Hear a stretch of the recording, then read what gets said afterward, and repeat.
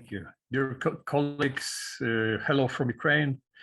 My presentation consists of two parts, which is one is more I want just to describe the situation in the Hindu, or to be more exact, in community of Vaishnavas in Russia and in Ukraine.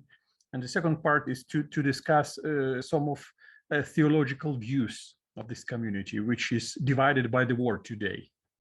As you know, at the February 21st, the war started between Russia and Ukraine. And actually the war started 8 years ago with seizure of Crimea by Russian Federation. But what now we have in Ukraine, this fighting operation of this scale have not been carried out in Europe since the Second World War. Now, what about Hindu community? I'll talk about more Vaishnavas community, because the Hindu community consists in its major form as Vaishnava, Gaudiya Vaishnava's community. Vaishnava's community here in Russia and Ukraine are very similar. Usually both communities use Russian language for their communication. And until February 2022, this community was practically unified. Some Vaishnavas belong to ISKCON, International Society for Krishna Consciousness. Also, we have Sri Chaitanya Saraswat Math here, and Gopinath Math, and different other Gaudiya Vaishnava organizations. Some of these organizations were directly run by leaders from Russia. Others, like ISKCON, had their own Ukrainian administration, but were quite strongly integrated with the Russian Federation and other post-Soviet countries as well. After the laws restricting the freedom of preaching were tightened in Russia, festivals and congresses of Russian-speaking Vaishnavas began to be held in Ukraine. The impression was formed that Vaishnavas of the entire post-Soviet space constituted a single organization. Accordingly, the language of inter-Vaishnava communication was Russian. All lectures and materials were translated into Russian if they were originally in English. Because of a generally unfriendly attitude of the Russian authorities towards Vaishnavas, I mean, regular persecutions, lawsuits, restrictions of religion freedom and missionary activity. So Russian Vaishnavas didn't offer any official evaluation of this situation of this war. But anyway, we can see that the community divided pretty heavily. I will show you some quotations from Ukrainian and Russian Vaishnavas. Like one of the Vaishnava Radha from Kyiv, he is criticizing people who trying to remain neutral. He said, not to stand on anyone's side. This is a philosophy of impersonalism, or Mayavada, which is in Vaishnava society is considered to be a bad part of Hindu philosophy. So, as you see on the picture, Brahmin thread Upavita is connected with the weapon.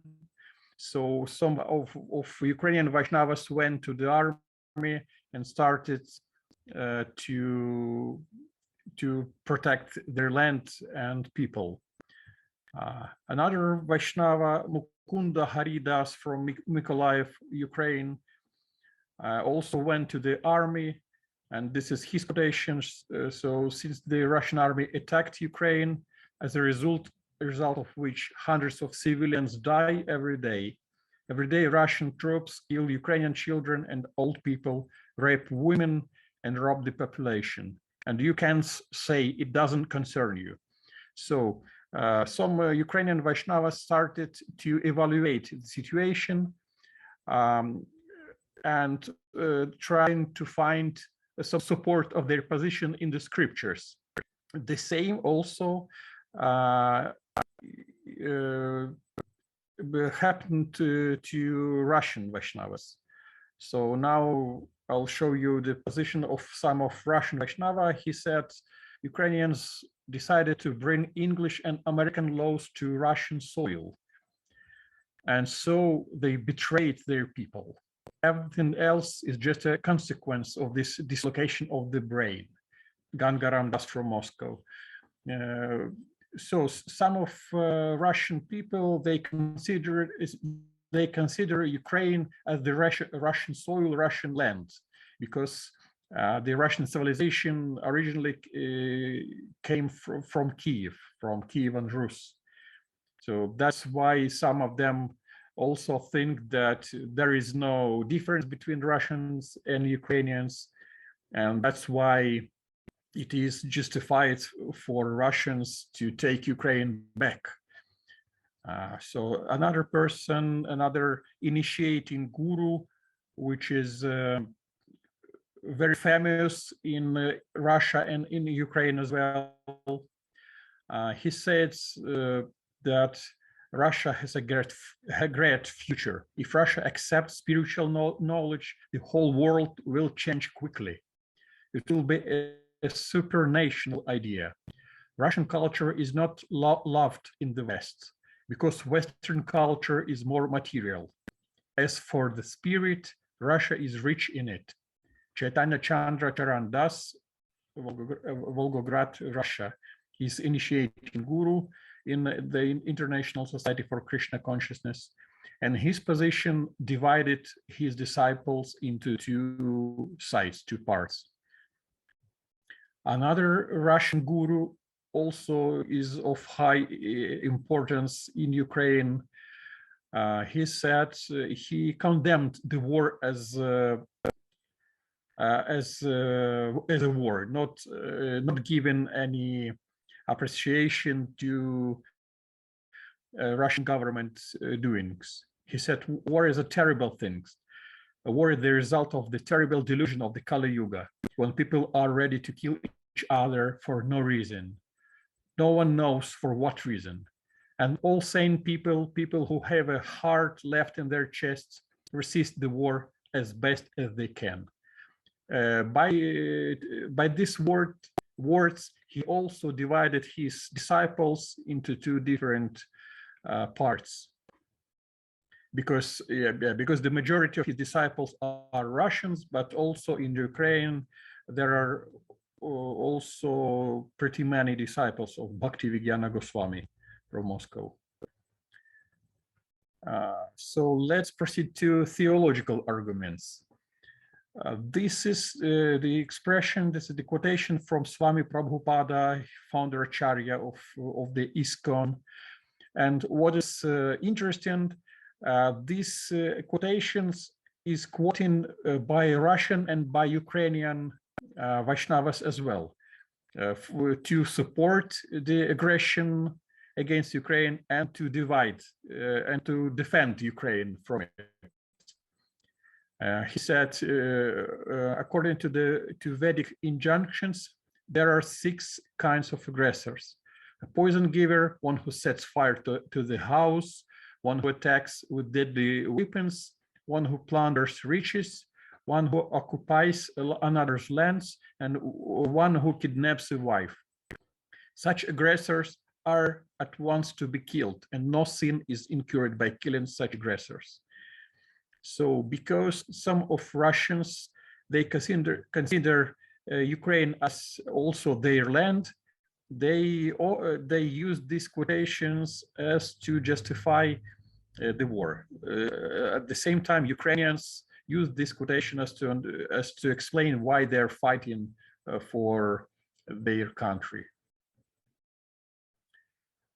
So the problem arose that Vaishnavas started to be more citizens than Vaishnavas. So before this war, Vaishnavas' attitude was, we are peaceful people, we are against any violence, and we don't want to take part in any war, any violence. That was because their main understanding, my main identity was a spiritual soul. So we are not the body, we are a soul, and that's why all mundane or all material interests doesn't touch us.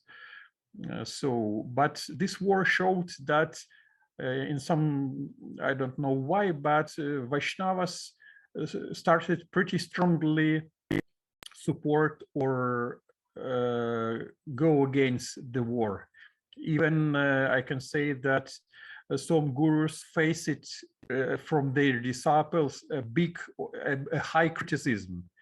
And as you know, guru for a disciple is a representative of Krishna, of God. So that's why it is impossible to disobey the order of guru.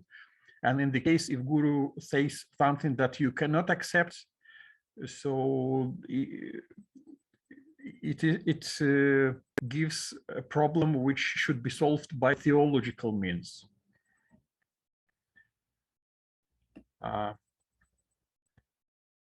What also it is important to notice, I noticed that after I prepared my presentation, that usually Gaudiya Vaishnavas concerning this war are trying to quote scriptures from the Vedic canon, like Bhagavad Gita, Bhagavata Purana, or even some older Vedic quotations.